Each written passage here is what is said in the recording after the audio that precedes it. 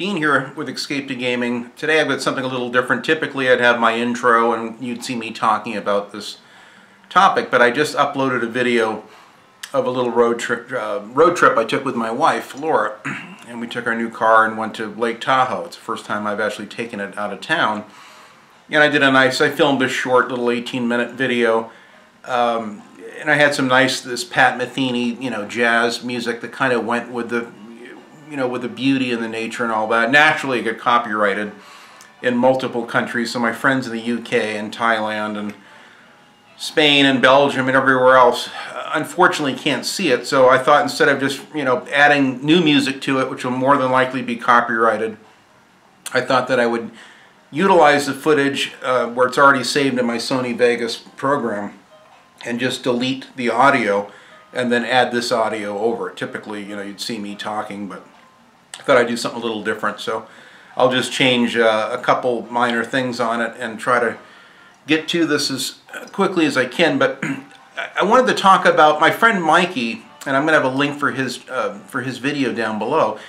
He did a rant about a week or so ago about YouTube, and basically to the essence of what happened with YouTube. Why has it changed so much from when we first discovered it? It was such a wonderful thing, and it really moved me. It was a very inspiring rant, a little long, but he kind of covered all the bases. He kind of likened it initially to like public access TV and how he used to be able to write to the station and interact with the real people you'd see on television. Everyone kind of had a shot, although it was really hard to come by, to see if you could make it on public access TV. And that's kind of like YouTube reminded him of that in the old days, where you could write to the network or write to the station, and sometimes if you're real lucky and the planets lined up just right, people would interact with you. And I thought that that was an interesting analogy. He discovered it a little bit earlier, 2007 or 8. I discovered YouTube about late 2008, early 2009. I bought my Xbox 360 1 week before. Wait a minute, what was it? I bought my Xbox 360 back in late 2009. I think it was like the September or the summer, August or something like that of 2009, the same day that Wolfenstein from 2009 came out. And that was the day I went out and bought an Xbox 360. So right before then, I was just starting to watch YouTube, and I discovered Classic Game Room, I discovered IGN, GameSpot, just a handful of channels. I never even knew about this Angry Video Game Nerd and a lot of these popular retro channels and YouTube channels that many people watch. It wasn't until years later when I finally discovered those. So initially, it was all new to me. I mean, I was doing mods to my Hemi on my truck, and I'd go on YouTube to get ideas on how to install a Rant cold air induction system or what have you. And it was neat that anyone could watch YouTube, and whether you're just making a little video to express yourself or what have you, it was a fascinating thing. And what's interesting is that my very problem with my recent video is one of the things that has ruined YouTube. YouTube used to be able to upload your own music, pretty much anything, any content you wanted, from video games, movies, music, and it was okay. So you could express yourself as an artist, as a visual person, as an audible person. And I've lost a couple good friends. My friend Benny, who from the UK, had a great YouTube channel, but he had a lot of licensed music. And I warned him, I said, dude, one of these days they're going to shut your channel down with all licensed music. Oh, I've never had a problem with it. Well, eventually it got to him, and now his channel's gone. I feel bad I can't interact with him. Things have changed with YouTube. I mean, when I discovered it in 2009, there were so many game reviews and so many things that made it fun and made it interesting. And initially I started, I made my, Vinnie Corleone 62 channel. That was like a username. That's all that was going to be, like my password username. I didn't know that that would be the name of my channel. I just wanted to sign up on YouTube just so I could like and comment on other people's videos, because I felt it was important to have something worthy to say. And I like that aspect of YouTube, that you could pretty much you could see something that you liked or agreed with. You could add your 2 cents if you were fortunate enough sometimes the owner of the channel would respond back, which was nice. Now, someone like Mark at Classic Gamer rarely ever responded back. He did respond back on several of my comments, probably because I was a big donator and I donated a lot to Classic Game Room. So once in a blue moon, I mean, rarely would he ever respond in the comments, but it was a treat when he did, or at the very least I'd get a nice email back from him. But the early days of YouTube, and I've done other rants on YouTube and what I like about it in the past. Like 3 years ago I did a rant on YouTube, but that's a good, it's like 53 minutes long. It's pretty lengthy, but it covers some of the same aspects, but there were many things that were enjoyable, and I tuned out of cable TV back in 2007. I just lost interest. I didn't like a lot of the faux reality TV shows, like, you know, American Chopper and all that stuff. I wasn't really into the motorcycles, but there was one called American Hot Rod that was on the Learning Channel here in the United States. And that was one of the few channels. The Osbournes with Ozzy and his family was hilarious. I have all of those on DVD. I never watched them on cable TV, but I did buy them all on DVD. And there are certain aspects of the early reality TV shows that I kind of liked, but cable TV lost its luster for me back in 07, and I pulled the coaxial and never went back. I don't want to see the news. I don't want to see the mindless, vacuous, empty calorie programs and channels. I'm just not interested. I got better things to do with my money. And frankly, with just Netflix and YouTube, I've got everything I need. Not to mention my enormous physical media library of music, movies, and TV shows and all that. It's a wonderful thing. But YouTube in the beginning was special, and eventually I became a big donator to Classic Game Room and donating games and die-cast metal cars for CGR Garage, and then one day Mark, because I did the El Camino painting, which he loved, you know, he said, well, Dean, how would you like to, I'll do a special video interviewing you. What's a shame is if I had had a video channel back then, oh my God, my channel would have blown up. I didn't even have a YouTube channel. I mean, I had that username, Vinny Corleone, but I just used that to comment on my friends' videos. I never thought about, I didn't know what it would take and to make your own YouTube channel or any of that. And so after, you know, I got 65 private messages and emails from people all over the world that watch Classic Game Room. Dean, we loved your exchange with Mark. You should have your own YouTube channel. You seem like you have a lot of opinions. We see your comments quite often on many other Classic Game Room videos, and we would love to interact with you with your own channel. And I said, I'll have to think about it. You know, I'll have to research. I know nothing about video cameras or how to upload. I was really a dinosaur with technology, and I still am. I mean, I'm still struggling today with a lot of it. But so I gave it a sincere shot. Around 2012, I decided to make my own channel. I had some help from a couple different friends and people that gave me advice.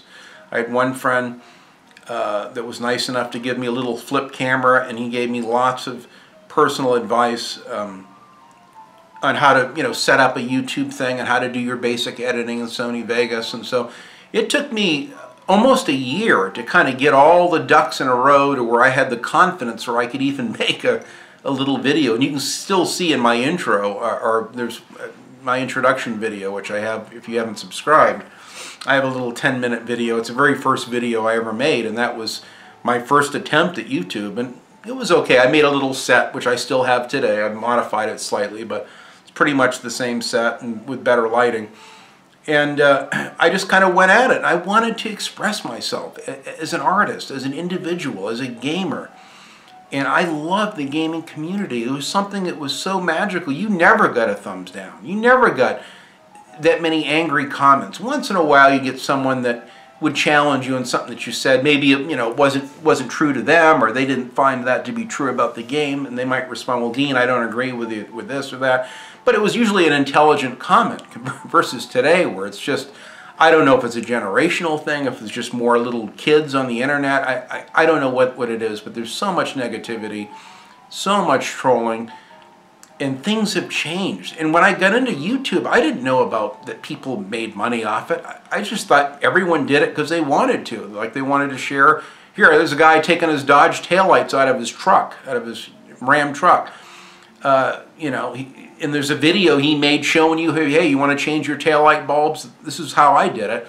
And it shows him taking it apart and what screws to take off and what little fasteners you need, and don't forget this, and make sure you unclip this little wire, and and I thought it was great. I didn't know people did it for money. Now I see that there's like two sides of YouTube. There's people that are vlogging and expressing themselves through what they consider art or their opinion, and then there's those that obviously are trying to make a go of it full time. And we watched the changes. I mean, from 2009, there's been so many changes. My God, with YouTube and with all of when it's merged with the Google and the Google Plus, and first you can respond, then you can't respond, and then they started having problems with copyright issues with music, and they got these bots that are going through and scanning, for common denominators of music or videos. I've had so many videos flagged. I've had videos I've had to take down because they removed the audio, so you might as well just gut the whole video. I've had to delete my GTA 5 midnight pickup video, which is one of the most fun videos I've made, because they removed the audio arbitrarily. Just like this video I just uploaded yesterday with my road trip. The music, I didn't know. I thought it was an obscure jazz record, from many years ago, and apparently it's owned by somebody, and they don't, God forbid, that someone in Thailand or someone in the UK see that video. So, I mean, now you're seeing it now, but unfortunately without the nice music behind it. So that's just one of many ways YouTube has changed, and it's not all for the better. I don't want to be a negative naysayer and say the sky is falling and things are terrible and all that. There are still aspects of YouTube I can do, but my God, I'm afraid to I've been flagged for having static images of video games that are owned by other, EA and other companies. I showed a couple still shots and some video clips from like Need for Speed: The Run. I got flagged for that. I showed a box set of James Bond, 50 Years of Bond. I got flagged for that by MGM. I mean, it's to the point where I'm afraid to even show images or video or music of anything anymore, because it's just not what it was. So as long as you vlog and kind of just talk on camera, you're fine, which is a shame, because I started my YouTube channel because I wanted to do game reviews. I wanted to talk about the games that I liked, that I was passionate about, and share those with my friends, and then enjoy that interaction afterwards and talking about the game. And to me, this kind of replaced all the chat rooms and the early elements of YouTube that I missed early on. I missed the glory days of the internet and all that early online stuff. And I'd been on the internet since like 03 or so. From the early 2000s, we had a PC, I think 2002 or 3, our first PC. And I used to, remember following Rockstar Games and just a couple gaming sites at the time, but there wasn't too much there. And it was kind of a magical, strange thing, and I'm still trying to get a grasp of it today. But my God, the internet today, with all the negativity and with all of there's just so many more channels now. When I first started out, there was so many channels that I loved that are gone. There's Review Zone HD, Zeitgeist Game Reviews with Daniel Williams, who was a good friend of mine back in 2012, gave me a lot of good pointers in starting out my channel. And I had many of these channels are gone now. My friend Archangel Nexus, who did wonderful game reviews, he still has his channel up, but my God, he hasn't done a video in years. He was someone that I donated like $500 worth of games in a year's time between 2012 and 2013. I donated tons of games for him because he was someone that was passionate about games. I said, man, if I had a channel, I'd have one like his. He's just a guy talking in front of the camera, holding the game up, telling what he likes about the game, showing the gameplay. He did a lot of really cool things on Max Payne 3 and the best way to get through the game, and how to set up this sensitivity and settings to maximize your targeting with a controller and everything. And it was just great. There were so many, and I said, man, I can't wait to start my own channel. And that's why my friend Mikey started his, is because he wanted to interact with people. He wanted to get something out there. To him, it was like having it on a major television network. By having something on YouTube, you upload this thing in this magical, stratosphere, and then it goes worldwide, and everyone all over the world, in the UK and Africa and Asia, everyone can see your videos and interact with you if they'd like to. And that's a very fun thing. That's the dynamic of it that I really like. I love that about YouTube. I wish we had more of that, but it's become a different thing now. You've got an influx of so many millions of new channels, or everyone and their brother wants to become, quote, popular on YouTube. So they all have a channel up. You know, everyone's got something to say, but unfortunately a lot of what we hear is just the regurgitation of the same exact gaming news. I mean, you can go down the list and count so many YouTubers, big and small, that just regurgitate the same things we hear all the time. I mean, you already see it on Twitter and Facebook. By the time you make a YouTube video about it, you and, you know, a couple other dozen people have already beat you to it.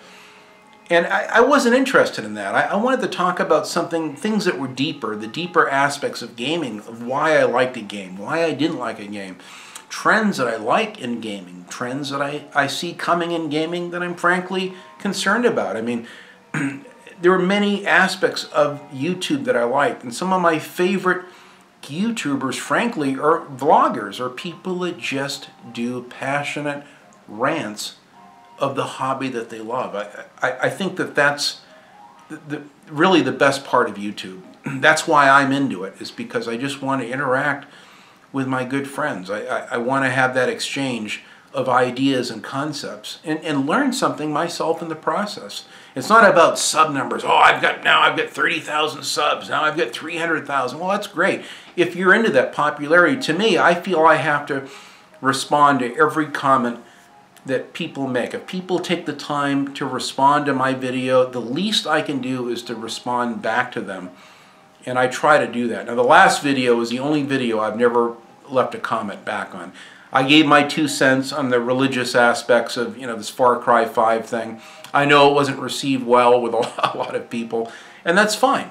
But I just said it, and I appreciate the comments, and I liked the comments that people left. I said, well, at least I can do is to like their comment, to like their input, and to show that I approve of the input, and I certainly do.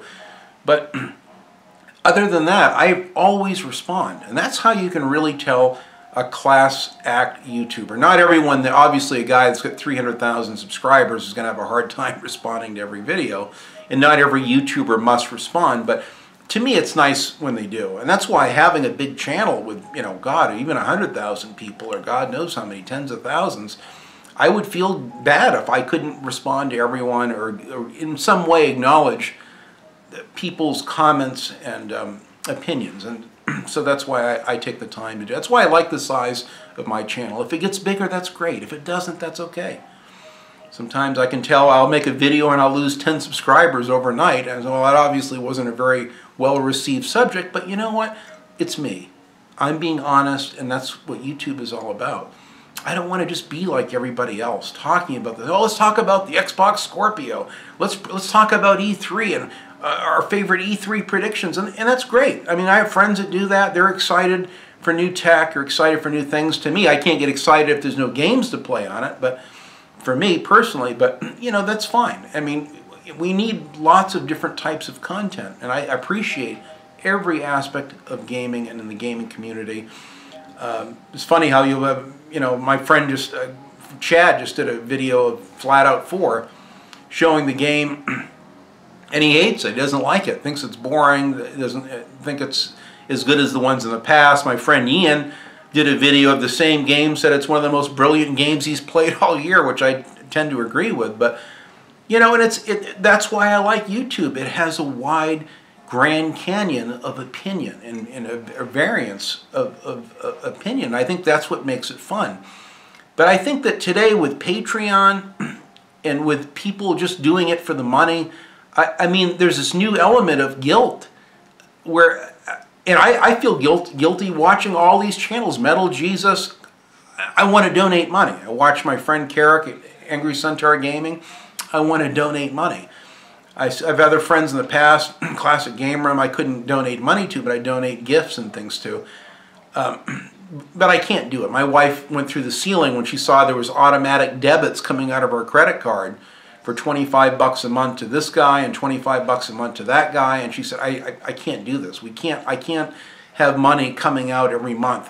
I want to reserve that for bills. I appreciate the fact that you want to contribute, but you know, without checking with me, I don't think it's cool. And so I had to embarrassingly, you know, email these guys and tell them, look, I'm going to have to I've done a couple months of Patreon, and that's as good as I can do. I can't do it anymore. So, and what's ironic is when I did that, I had a lot of good interaction with those people. Oh, they'd answer my comments. They'd be great to me on Twitter. And then right after I did that, now I don't even hear from these people. They won't even comment on my comments on their videos anymore. So it's almost like you have to pay money to have that exchange. So it's lost its luster. There's something there that's off. You know, and I'm not here to beat up on people that are trying to make a living. You know, Lazy Game Reviews. You know, Clint, I love his retro pieces, and Classic Game Room, certainly. Even Phil at DSP, his playthroughs, not that I have the time to watch them like I used to, but there's so many people that I would love to support, but I just can't do it. I'm trying to bail myself out of this mess I get into last year with my health issues. I can't do it any longer. I can no longer support other YouTubers when I don't know from month to month whether right now I got work coming in and I'm taking as much as I can, I'm paying off my debts, but it can dry up overnight. All of a sudden the phone can stop ringing and I can go months without work. So I can't, you know, willy-nilly, oh, here's $25, $50, $100 a month to my favorite Patreon accounts. But it's sad because YouTube now, it's like you can't even get the interaction with those people. As long as I was paying my money, everything is fine. The minute you stop, you suddenly stop hearing from the people on Facebook. You stop interacting with them on Twitter. They don't even respond to your own positive comments on their own videos. And I think that that's sad. I think that YouTube has died in some ways. It's still there. There's still lots of great videos to watch and enjoy. But I'm a little bit more at arm's length with it now than I used to be. And it's sad. It's sad that the gaming community has changed and not entirely for the better. But anyway, that's my rant on it. That's my VR. Watch Mikey's video. He has some excellent points. He delves into a little bit more of his personal feelings about how it's changed, and I tend to agree with him on quite a bit of it. So thanks, guys, for watching. I'm going to be doing my Q&A soon, and I've got some other videos I'm anxious to do soon. It's been a very busy time. I've had a lot of bad health issues. I hope you enjoy my little video here. I did give every one of my friends around the world a chance to at least see the footage that I captured of my recent trip. But thanks so much, guys, for watching. Enjoy your games, and thank you for being a participant with me on YouTube. It really means a lot to me. Thanks again so much, guys. Take it easy.